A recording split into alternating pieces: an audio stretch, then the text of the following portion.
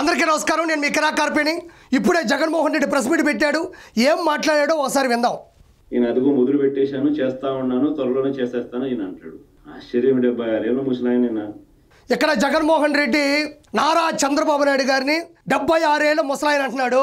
నేను చెబుతాను విని జగన్మోహన్ రెడ్డి 76 ఏళ్ల వయసులో కూడా సభలకి సమావేశాలకి హాజరవుతున్నాడు. అమరావతి కోసం ఆరాటపడుతున్నాడు. పరిశ్రమల కోసం పరిగెడుతున్నాడు. అన్యాయాలు అక్రమాలు జరగనివ్వకుండా అధికారుల్ని నాయకుల్ని పరిగెత్తిస్తున్నాడు. నవ్యాంధ్రను సృష్టించడానికి నిద్ర లేని రాత్రులు గడుపుతున్నాడు. ప్రతిరోజు ప్రజల్లో ఉంటూ సమస్యలు వింటూ నడుస్తున్నాడు. నిత్యం ఉదయించే సూర్యుడు నారా చంద్రబాబు నాయుడు గారు. ఆయన్ని పట్టుకొని 76 సంవత్సరాల ముసలాయన అంటావా? సరే, మన వయసు ఎంత, మనం ఎలా ఉంటాం? నారా చంద్రబాబు నాయుడు గారు ఈ వయసులో ఎలా ఉన్నాడో ఓసారి చూద్దాం. ఈయన చంద్రబాబు నాయుడు గారిని పట్టుకొని ముసలాయన 76 ఏళ్ళు అంటున్నాడు కదా, ఈయన ఎలా ఉంటాడో ఒకసారి చూడండి. ఒక చోట పూజా కార్యక్రమం జరుగుతుంది. పూజారులు ఉన్నారు, ఎదురుగా దేవుడి పటాలు ఉన్నాయి. మన జగన్మోహన్ రెడ్డి పరిస్థితి ఏంటో చూడండి.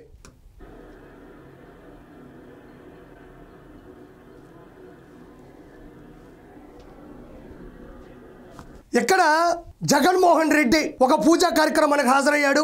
ఎదురుగా దేవుడి ఫోటోలు ఉన్నాయి, పక్కన పూజారులు ఉన్నారు. కొబ్బరికాయ కొట్టాలి కదా, కొబ్బరికాయ ఎట్టు కొడతాం మనం? ఇలా వంగి ఇలా కొట్టి నీళ్లు పోసి ఇలా చించి పక్కన పెడతాం. ఈయన చాలా చిన్న పిల్లోడు కదా, కిందకు వంగి రాయి మీద కొబ్బరికాయ కొట్టే తలకాయ లేదు కదా మనకి. పూజారులు పైకెత్తితే దాన్ని పట్టుకొని కొడుతున్నాడు. ఈయన మళ్ళీ చంద్రబాబు నాయుడు గారి వయసు గురించి ముసలాయని చెప్పి ఈయన అభివర్ణించడం. నీ వయసులో నేను చిన్న పిల్లోడివా? నీ వయసు ఎంత? ఆయన 76 సంవత్సరాల వయసులో పరిగెడుతూ ముందుకు పోతుంటే నువ్వు కొబ్బరికాయ కూడా కొట్టలేని తలకాయ పుట్టించాడు మనకి. ఏం చేస్తాం మనం? ఇక్కడ చూడండి, నారా చంద్రబాబు నాయుడు గారి స్థాయి చూడండి.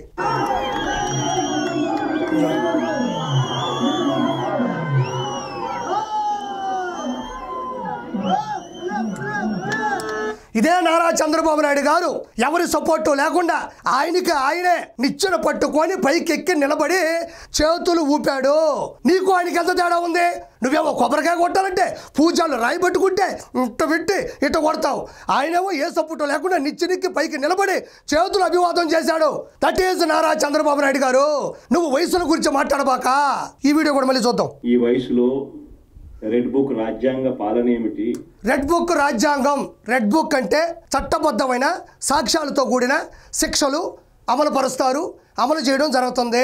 అన్యాయాలు అక్రమాలు దౌర్జన్యాలు చేయని వాళ్ళకి మాత్రం ఈ రెడ్ బుక్ అనేది వర్తించదు. కేవలం తప్పు చేసిన వాళ్ళు, భూ కబ్జాలు, బూతులు తిట్టించిన వాళ్ళు, తిట్టిన వాళ్ళు, మైన్స్ గ్రావులు, ఇసుక ఇవన్నీ ఉంటాయి కదా, కిడ్నాపులు, వాళ్ళకి మాత్రమే, దౌర్భాగ్యం చేసిన వాళ్ళకి మాత్రం ఇది వర్తిస్తుంది. తప్పు చేయని వాళ్ళు ప్రశాంతంగా ఉండొచ్చు.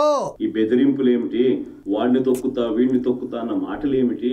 ప్రజలు ఏదో దేవుడు ప్రజలు దయదలిచి ఏదో అధికారం ఇచ్చారు. ఇచ్చిన అధికారంతో ప్రజలకు మంచి చేయడానికి పోయి ఇక్కడ జగన్మోహన్ రెడ్డి ఒకటి గుర్తుపెట్టుకో, ఇది మంచి ప్రభుత్వం, ఇది ప్రజలకి మంచి చేస్తుంది.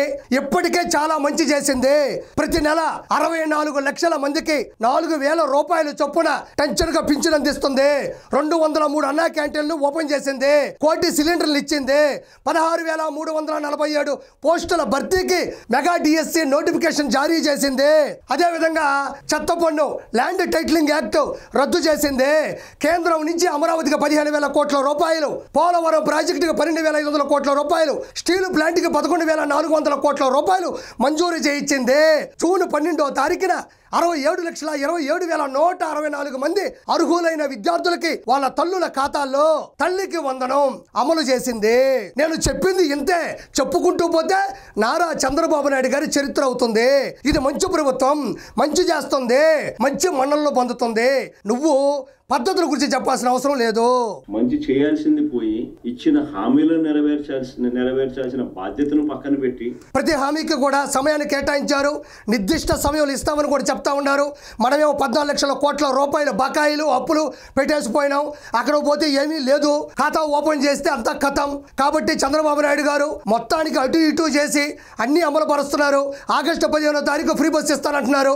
నెక్స్ట్ మంత్ ఫస్ట్ వీక్ లోపల అన్నదాత సుఖీభావ ఇస్తానంటున్నారు. సూపర్ 6 సూపర్ హిట్ అవబోతుంది. ఎవ్వరూ భయపడక్కర్లేదు. అబద్ధాలతో మోసాలతో పరిపాలన చేస్తూ వాటి గురించి ఎవరైనా అబద్ధాలు మోసాలు చేసింది జగన్మోహన్ రెడ్డి. నువ్వే ఏం చేసావు?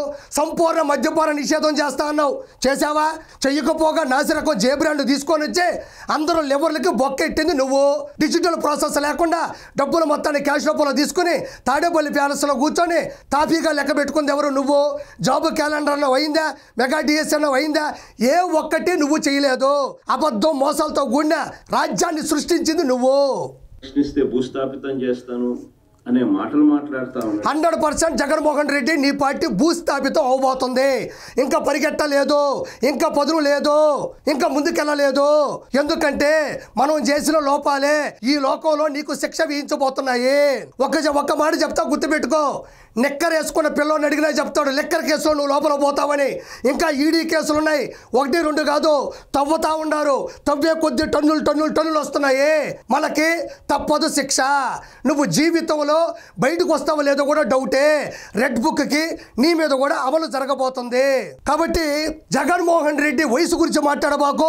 నీ పార్టీ భూస్థాపితం కాబోతుంది. చక్కటిగా అన్ని అమలు చేస్తున్నారు. కాబట్టి మనం గమ్మును కూర్చుంటే మంచిది. సత్తెనపల్లి కాన్స్టిట్యున్సీలో రెంటపాల అనే గ్రామంలో ఉప సర్పంచ్, వైఎస్ఆర్సీపీ ఉప సర్పంచ్ నాగమల్లేశ్వరరావు ఈ ఇష్యూనే గట్టిగా నడుస్తూ ఉంది. అతను 2024 ఎలక్షన్ రిజల్ట్ నమ్ముకొని, అంటే ఐపాక్ టీము కావచ్చు, ఆరా మస్తాన్ కావచ్చు, ఫేక్ సర్వేలు కావచ్చు, రజనీకి సంబంధించినటువంటి ఒక ప్రోగ్రాంలో పోయినట్టు 175 కావచ్చు, ఇవన్నీ విని అతను బాగా అత్యుత్సాహానికి గురయ్యి గెలిచేది మన అన్నే కదా అని చెప్పేసి 30 కోట్ల రూపాయలను కూడా బెట్టింగ్ పెట్టడం జరిగింది. ఆయన ఆరాధ్య దైవం ఎవరు అంటే అనిల్ కుమార్ యాదవ్. అతని గురించి మీకు తెలిసిందే, బెట్టింగ్ బంగారు రాజు. ఆయన చొరవతో, ఆయన ప్రోత్సాహంతో, ఆయన ప్రోద్బలంతో ఈ యువకుడు నాగమల్లేశ్వరరావు అనే వ్యక్తి 30 కోట్ల రూపాయలని జగన్మోహన్ రెడ్డి గెలుస్తాడు, సీఎం అవుతాడని చెప్పి పెట్టాడు. ఆ తర్వాత మీకు తెలిసిందే 11 సీట్లకే పరిమితం అయ్యారు. అలా వచ్చిన తర్వాత వాళ్ళందరూ కూడా పైన పడ్డారు 30 కోట్ల రూపాయలు ఇవ్వమని. మనోడి దగ్గర ఆస్తులు ఉన్నాయి, పట్టివ్వాలి కదా. ఇంట్లో వాళ్ళని అడిగాడు, ఆస్తులు అమ్ముదామన్నాడు, 2 ఎకరాల పొలం అమ్మేద్దాం అన్నాడు. వాళ్ళు ఒప్పుకోలేదు. ఎందుకు ఒప్పుకుంటారు పాపం? ఇలాంటి తప్పుడు ప్రచారాలను నమ్మి తప్పుడు పనులు చేసి డబ్బుల్ని వృధా చేస్తే ఇబ్బంది పడతారు కదా. కాబట్టి వాళ్ళు ఒప్పుకోలేదు. వెంటనే జూన్ 5వ తారీఖు ఆత్మహత్య యత్నం చేశాడు. అలా హాస్పిటల్లో ఉండి జూన్ 9వ తారీఖు చనిపోయాడు. ఆల్మోస్ట్ సంవత్సరం అయిపోయింది. ఈ మధ్యలో దాని గురించి ఏ టాపిక్ రాలేదు. రీసెంట్ గా నిన్న జగన్మోహన్ రెడ్డి హుటాహుట్టిన కాంస్య విగ్రహం ప్రతిష్ఠించారు కదా, దాని ఓపెనింగ్ వెళ్ళాడు. అక్కడికి వెళ్ళాడు, జనాలు పోగేసుకున్నాడు. సేమ్ యాజ్ ఈజ్ రోతే జనాలు పోగేసుకొని ఇలా అట్టపెట్లో ఒకటి పెట్టుకొని రప్ప నరికేస్తాం, వేసేస్తాం, వచ్చేది మనమే అని చెప్పేసి బూతులతో ఉండేటువంటి ప్రచారం చేస్తూ మిగతా నాయకులందరూ కూడా తొక్కిసలాట మధ్యన అంబటి రాంబాబు అయితే బార్కెట్లను తోసేయడం, ఈ డిఎస్పీ గారి మీద ఎగిరిపడ్డం. మరి ఆయన డిఎస్పీ అంటే దేవిశ్రీ ప్రసాద్ గారు అనుకున్నారేమో, తెగచిందులేశాడు. మరి పోలీస్ డిపార్ట్మెంట్ సంబంధించిందని తెలియదేమో, నాకైతే తెలియదు. తర్వాత ఆ జనాల తాకిడికి ఒక వ్యక్తి చనిపోయాడు, ఇంకొక వ్యక్తి అక్కడికక్కడే మరణించాడు. అంటే ఏముంది ఇక్కడ? నాకేం అర్థం కావడంలే. నువ్వు ఎవరి కోసం వెళ్ళావు? నువ్వు గెలుస్తావని నమ్మి నీ ఫేక్ ప్రచారాల వల్ల 30 కోట్లు పోగొట్టుకుని ఆ వ్యక్తికి కాంస్య విగ్రహం ప్రతిష్టాపన, దాని ఓపెనింగ్ నువ్వు వెళ్ళడమా? దానికి మళ్ళీ జనాలు ఆంక్షలు విధించారు పోలీస్ డిపార్ట్మెంట్. వాటిని పట్టించుకోలేదు నువ్వు. నాకు అర్థం కాదు. బెట్టింగులు పెట్టుకొని డబ్బులు పోగొట్టుకొని కుటుంబాన్ని రోడ్డు మీద పడేయాలనుకున్నాడు. పోనీ రోడ్డు మీద పడేయాలి అనుకునే లోపే ఆయనే పైకి వెళ్ళిపోయాడు. వీళ్ళ కోసం నువ్వు వెళ్తావా? నాకు అర్థం కాదు. కాంస్య విగ్రహం, క్షమించాలి, ఎవరైనా చనిపోయారంటే ఎవరికైనా బాధ ఉంటది. కానీ ఇలా బెట్టింగ్ పెట్టి కదా చనిపోయాడు అతను కాంస్య విగ్రహం ఏంటి? నాకు అర్థం కాదు. ఆయన ఉన్న ఆంధ్ర రాష్ట్ర సాధన కోసం 58 రోజులు ఆమర నిరాహార దీక్ష చేసి అసూలు బాసిన పొట్టి శ్రీరాములు గారా ఆయన కాంస్య విగ్రహం పెట్టడానికి? భారతదేశాన్ని కాపాడడానికి బార్డర్లో ప్రాణాలు పోగొట్టుకున్న ఆర్మీలో ఉన్న జవానా ఆయన కాంస్య విగ్రహం పెట్టి ప్రతిష్టాపనకు ఓపెనింగ్ వెళ్ళడానికి? పెళ్లి చేసుకున్న తర్వాత సంతానం కలిగితే బంధాలు బాంధవ్యాలు ప్రజా సేవకు అడ్డు తగులుతాయని కుటుంబ నియంత్రణ శస్త్రచికిత్స చేయించుకున్న పుచ్చలపల్లి సుందరయ్య గారా కాంస్య విగ్రహం ప్రతిష్ఠింపు చేయడానికి, దాని ఓపెనింగ్ వెళ్ళడానికి? బెట్టింగ్ లో 30 కోట్లు పోగొట్టుకొని దాన్ని ఇవ్వలేక ఆత్మహత్య చేసుకుంటే దానికి నువ్వు వెళ్తావా? సిగ్గుగా అనిపించట్లేదు కొంచెం కూడా మీకు? ఇది కాక తర్వాత ఏం జరిగిందో ఒకసారి చూద్దాం. ఇలా చూడండి, అక్కడ పెట్టినటువంటి కార్డ్స్ చూడండి. ఎవడైనా రాని తొక్కి పడేస్తాం. ఇక్కడ చూడండి, I'm declaring the war Jagan 2.0 అన్న వస్తాడు, అంతు చూస్తాడు. చూడండి, రప్ప నరికేస్తాం నా కొడకల్లారా. ఇది ఒక సభ్య సమాజం, ప్రజాస్వామ్యం, ప్రజలందరూ చూస్తున్నారు. ఒక నాయకుడికి ఉండాల్సినటువంటి లక్షణాలా? వీటిని ప్రోత్సహించొచ్చా? వీటిని ముందుకు తీసుకెళ్లొచ్చా? ఇవి తప్పు అని చెప్పేసి వాళ్ళని ఆపాలి కదా. ఇంత అరాచకమా, ఇంత అజ్ఞానమా? బహిరంగంగా నరికేస్తాం, చంపేస్తాం, వేసేస్తాం అన్న 2.0 వస్తుంది నా కొడకల్లారా. ఏంది ఇది? ప్రజాస్వామ్యంలో ప్రజల్లో ఉండేటువంటి ఒక వర్గాన్ని పట్టుకొని నా కొడకల్లారా అనేది ఏంది? మిగతా వాళ్ళు అనలేరా? వాళ్ళకి నోరు లేదా? కేవలం విలువలు విశ్వసనీయతో కూడినటువంటి రాజకీయం చేయమంటారు నారా చంద్రబాబు నాయుడు గారు. మిగతా వాళ్ళకి కూడా బూతుల్లో PhD చేసిన వాళ్ళు ఉన్నారు జనాలు. ఎందుకు అనరు వాళ్ళు? అనకూడదు కాబట్టి. దీని గురించి జగన్మోహన్ రెడ్డి ఏమన్నాడో ఒకసారి చూద్దాం. ఇక్కడ చూడండి ప్రజలారా, జగన్మోహన్ రెడ్డి ఇందాక చూపించానా వాళ్ళ అట్టపెట్టెల మీద ఏం రాసుకొని అంత దారుణంగా జనాలు చూపిస్తున్నాడో, దాని గురించి జగన్మోహన్ రెడ్డి ఏమన్నాడో ఒకసారి చూద్దాం. జాతరలో పొట్టేళ్ల తలకాయలు కోసినట్టు రప్ప రప్ప రప్ప రప్ప రప్ప రప్ప రప్ప నరికేస్తాం. అదే పోస్టరా? సినిమా డైలాగులు పెట్టినా కూడా తప్పేనా? అసలు డెమోక్రసీలో ఉన్నామా, డెమోక్రసీలో లేవా స్వామి మనం? ఇది ఇక్కడ జగన్మోహన్ రెడ్డి ఒకటి ఆలోచించాలా. సినిమా డైలాగులు అంటే అవి వేరే ఉంటాయి, అవి సినిమాల్లో ఉంటాయి, అవి ట్రోల్ అయ్యి ఉంటాయి, అవి మీమ్స్ కింద వస్తుంటాయి, వాటికి చప్పట్లు కొట్టుంటారు, విజల్ వేసుంటారు. ఇక్కడ బహిరంగంగా జగన్మోహన్ రెడ్డి 2.0 వస్తుంది, యుద్ధం షురు, రప్ప రప్ప కోసేస్తాడు బైరెడ్డి సిద్ధార్థ రెడ్డి ఫోటో. బైరెడ్డి సినిమా హీరోల ఫోటోలు అయితే చిరంజీవి గారితో, బాలకృష్ణ గారితో, వెంకటేష్ గారితో, నాగార్జున గారితో వీళ్ళ ఫోటోలు ఉండి ఆ సినిమాలకు సంబంధించినటువంటి డైలాగులు రాస్తారు. కానీ జగన్మోహన్ రెడ్డిది, బైరెడ్డి సిద్ధార్థ రెడ్డిది వీళ్ళ ఫోటోలు పెట్టి అక్కడ రాశారంటే దానికి కారణం ఏంటి? ప్రోత్సాహం ఉంటేనే కదా రాస్తారు. దానికి ఈయన చెప్తున్నాడు జగన్మోహన్ రెడ్డి, అవి సినిమా డైలాగులు అయితే సమస్య ఏంటి? వాటికి కూడా ఫీల్ అయిపోతారా అని. నిన్నెవరు తొక్కక్కర్లేదు, నిన్నెవరు భయపెట్టక్కర్లేదు, నిన్నెవరు ఓడించక్కర్లేదు. నీకు నువ్వే కారణం. నీ ఓటమికి, నీ బలుపుకి, నీ కుటుంబం చిన్నాభిన్నం అవ్వడానికి, నీ అత్యుత్సాహానికి, నువ్వు జైలుకి వెళ్ళడానికి నీకు నువ్వే కారణం. ఎప్పటి వరకు ఎవరో చెడగొడుతున్నారు అనుకున్నా, నీకు నువ్వే కారణం, ఇందులో నో డౌట్. టీడీపీని రప్ప రప్ప కోసేస్తామని కూడా అంటున్నాడని కూడా సంతోషపడు. నిజంగానే బాధ ఉంటుందేమో కదా వాళ్ళకు కూడా. ఇక్కడ చెప్తున్నాడు, ఇందాకేమో సినిమా డైలాగులు, సినిమా పోస్టర్లు అంటున్నాడు. ఎక్కడేమో వాళ్ళకి ఆ బాధ ఉంటుంది కదా. మళ్ళీ ఎదురుగా ఉండే వాళ్ళని అడుగుతున్నాడు, ఏందా డైలాగులు నాకు చెప్పుంటే ఆ రప్ప రప్ప రప్ప ఏంటంటే ఆ రప్ప రప్ప రప్ప అంటే వాళ్ళు రాసినటువంటి మాటలు, వాళ్ళు చూపించినటువంటి అట్టల్లో ఉండేటువంటి పరిస్థితులు కూడా ఇతను వెనకేసుకొని వస్తూ ఏం మాట్లాడుతున్నట్టు వాళ్ళకి ఆవేశం ఉంటుంది కదా, వాళ్ళకి ఆ బాధ ఉంటుంది కదా అంటున్నాడు. మరి ఆ రోజు ఒక చిన్న కుర్రాడు అమర్నాథ్ గౌడ్ వాళ్ళ అక్కని ర్యాగింగ్ చేయొద్దు అని బతివులాడితే ఆ పిల్లోడిని పెట్రోల్ పోసి కాల్ చేశారు. అప్పుడు వాళ్ళ అక్కని ర్యాగింగ్ చేస్తుంటే ఆ పిల్లోడికి బాధ ఉండదా? ఆ పిల్లోడికి ఆవేశం ఉండదా? ఆ రోజు ఏమైంది? అది తోటా చంద్రయ్య గారు ఇంటి ముందు ఎన్టీఆర్ గారి విగ్రహాన్ని పెట్టుకున్నాడని నడి రోడ్డు మీద కంఠం మీద కత్తి పెట్టి జై జగన్ అంటే ఆయన అత్యంత ప్రేమతో జై చంద్రబాబు అన్నప్పుడు ఆయనకి ఆవేశం ఉండదా? మరి ఆయన కంట మీద కత్తిపెట్టి కోసేశారు. డాక్టర్ సుధాకర్ గారు మాస్కులు లేవండి, మాస్కుల కిట్లు లేవండి, అవి వెంటనే ఇవ్వండి అని ఎక్కడో ఒక హాస్పిటల్ దగ్గర చెప్తే మరి ఆ మాస్కులు లేనప్పుడు ఆయనకు ఆవేశం ఉండదా? ఆయనకు బాధ ఉండదా? ఆయన పట్టుకొని పిచ్చోని చేసి పిచ్చాసులు పంపించేసి నువ్వు చంపించలేదా? మరి అప్పుడు ఎందుకు అవి చేశావు? ఎవరు ఆవేశాలు వాళ్ళకుండవా?